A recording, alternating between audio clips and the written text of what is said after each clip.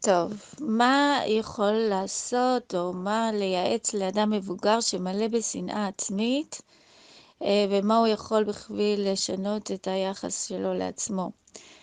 תראי,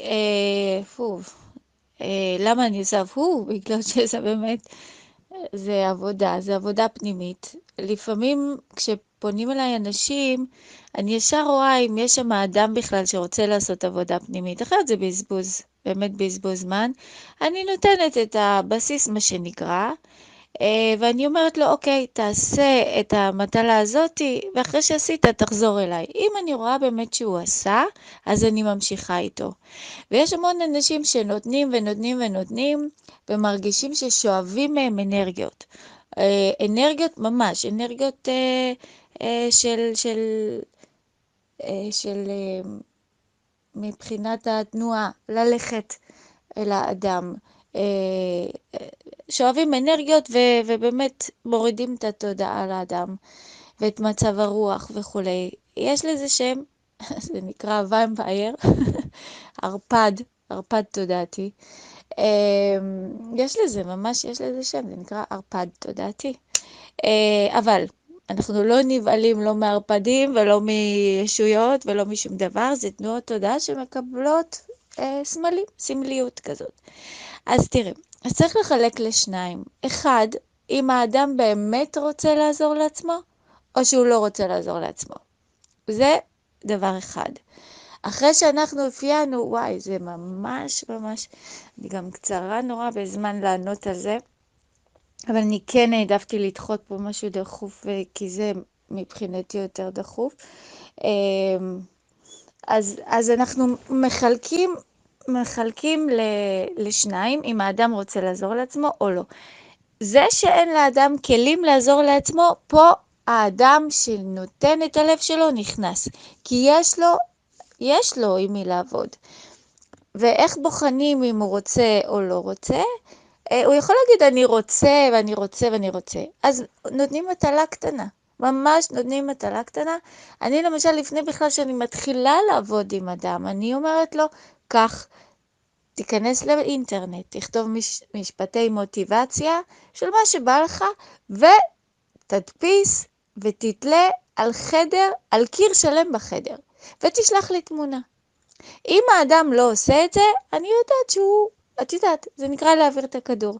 העברת את הכדור לאדם הזה, תמשיכי, והוא העביר לך בחזרה, את ממשיכה איתו, אוקיי? זה בנוגע רק לראות אם האדם באמת רציני.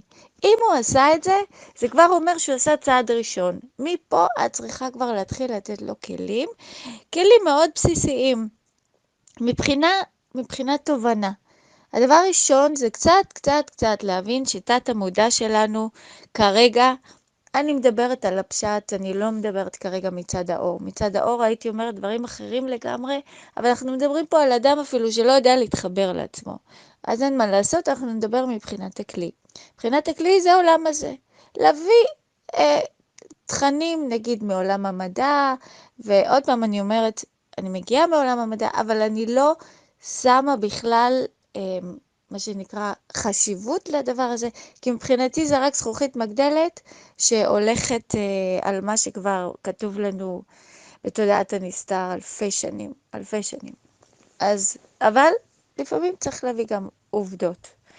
אז כרגע זה מה שהבורא מקרין, ועם מה שהוא מקרין משתמשים. אז את הולכת לעולם המדע, לומדת קצת על תת המודע, ומוציאה לו, הנה תראה, כל מה שמנהל אותך היום כבוגר, נקבע עד גיל 6. עד גיל 6 האדם סופג לתוך התת מודע שלו 95% ממה שינהל אותו כאדם בוגר. וכתבתי על זה רבות בפוסטים גם כן, ובוא נראה מה עברת עד גיל 6. אמא כעסה על אבא, אז אתה לא אוהב זוגיות. ככה וככה הקריירה של האבא הצליחה, הייתה גבוהה, נמוכה, היה עם הילדים, לא היה עם הילדים. אז אתה לא, את מבינה? כל זה בונה את האמונות ואת ההחלטות של האדם כבוגר, לתכנים שנבנו אצלו עד גיל 6. אז את באה ואת אומרת לאדם המקסים הזה, תראה, אתה אפילו לא יודע מי אתה, כי כל מה שמנהל אותך זה עד גיל 6. אז זה מה אתה פשוט לא יודע מי אתה. אז הגיע הזמן שתגיד לעצמך, אוקיי, אני לא יודע מי אני, ומרגע זה אני מוחק את כל מה שאני מכיר, כל מה שלמדתי בבית ספר, כל מה שלמדתי באוניברסיטה, כל מה שראיתי בסרטים, כל מה שלמדתי במשחקים, כל מה שחוויתי את החיים, מוחק, פשוט מוחק. זה נקרא הצמחה אורגנית, ומתחיל לצמוח בצורה אורגנית. איך עושים את זה? זה איזשהו כלי שאני פיתחתי, אבל הוא מאוד פשוט. אני לא פיתחתי כלום, למעשה אדם עושה את זה ברמת היום-יום, פשוט לוקחים את זה אחד למעלה ואומרים, הנה כך, אפשר לחבר את זה ואת זה, ואתה יכול לעשות משהו. אז עושים כזה דבר, יש מה שנקרא נקודה שבלב. זה נקודת ההוויה של האדם, שאליה הוא תמיד ישווה. איך אדם יודע אם הוא אוהב, לא אוהב, מתחבר לאדם הזה, לא מתחבר לאדם הזה, אוהב את המזון הזה, לא אוהב את המזון הזה, איך הוא יודע? יש נקודה ספציפית שהיא תואמת לתיקונים שאנחנו אמורים לעשות פה עכשיו, בגלגול הזה, ואיתה אנחנו עושים תמיד השוואה. אני לא מדברת על תכונות אלוקיות, שקר וענווה, זה מה שנקרא ההכרה האלוקית שלנו, שהיא כבר כזאת, אליה תמיד ההכרה האנושית עושה השוואה. כרגע אני מדברת לאדם רגיל, בואי נגיד בצורה של פסיכולוגיה. אז אנחנו אומרים לו, תראה, יש נקודה בלב, שהיא זאתי שאיתה אתה תחליט אם זה שייך לך או לא שייך לך. אז בוא נראה, בוא ניקח מאכל, כל מאכל, תעצום עיניים, תאכל אותו, ותרגיש, אפילו שאכלת אותו 100 פעם ביום, במשך 40 שנה, תרגיש אם זה שייך לך או לא שייך לך. איך מרגישים אם זה שייך לך או לא שייך לך? אם אתה מתחבר לזה. זה גורם לך עונג, זה גורם לך נעימות, זה גורם לך חיוך, זה שייך לך. אותו דבר אדם שאנחנו רואים. ורואים אותו אולי זה 10 פעמים ביום. תעצום עיניים, ותראה, האדם הזה פסימי, האדם הזה מרים אותך, האדם הזה מקדם אותך, אתה מרגיש שאתה מתחבר אליו, זה שייך לך או לא שייך לך. אז קודם כל אנחנו מוצאים מה שייך ומה לא שייך. אנחנו לא מתנתקים מאותו אדם, הפוך.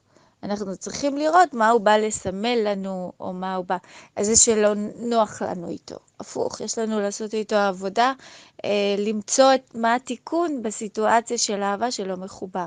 אבל מה כן אנחנו עושים? אנחנו בונים סביבה אופטימית סביבנו. אנחנו נמצאים רק עם האנשים שהם חברים שלנו, שהם מעודדים אותנו וכיף לנו להיות איתם, ואנחנו שומעים מהם הפריה הדדית ומאפשרים לנו גם לתת להם והם נותנים לנו.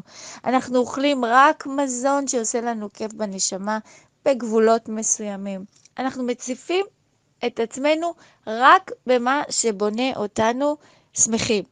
זה השלב הראשון שעובדים עם אדם מבוגר שמלא בשנאה עצמית.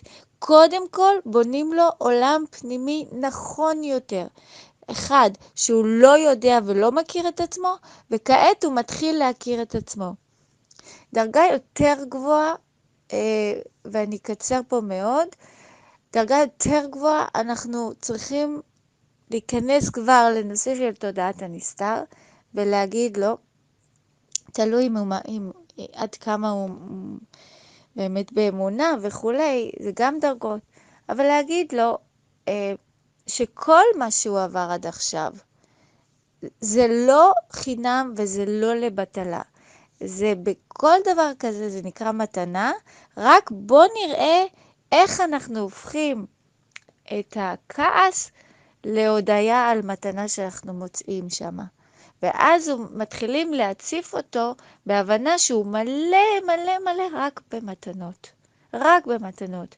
דברים מאוד קשים, פונים אליי, נשים שנאנסו, אנשים שבאמת, דברים קשים, קשים. ילד שנשרף חס וחלילה וזה, אני יושבת עם האמא, אני יושבת בתהליכים מסוימים, ואנחנו מוצאים את המתנה. אנחנו מוצאים את המתנה. והבן אדם נהיה חדש. הוא מתחיל לראות שגם בתוך השאול הבורא נמצא, ששם הוא קורא לו לגלות אותו.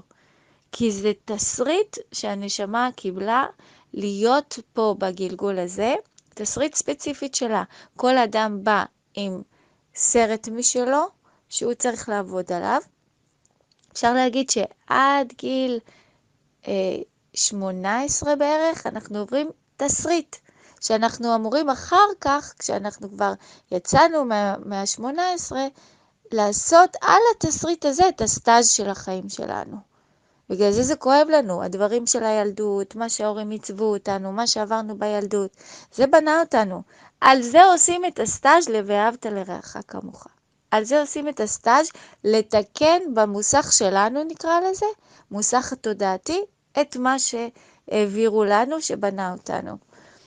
אז זה בסך הכל מסע. צריך להסביר, זה בסך הכל מסע למצוא מתנות. עכשיו בואו נראה מה המתנות. ואז גם ההכרה האנושית מתחילה להשתחלף להכרה אלוקית. היא התחילה למצוא שהבורא הוא רק אהבה, והיא עושה אילו ידיעתי והיטיב על ידי זה שהיא מצאה מתנה בדבר הכי קשה או הכי טוב, זה לא משנה. וההכרה האלוקית מתחברת למישהי באמת, להוויה שהיא. אז אדם ששונא את עצמו, קודם כל צריכים להבין, קיבלנו תורה בהר סיני. סיני זה בארמית שנאה. זה הרקע שהתגלתה עליו האהבה. אז זה חשוב להיות במקומות האלה. לא להגיד לא, אל תהיה שמה, אלא להגיד תהיה שמה. בוא נראה מה זה גורם לך לחוות, ובוא נראה מה המתנות שהבורא פיזר על זה.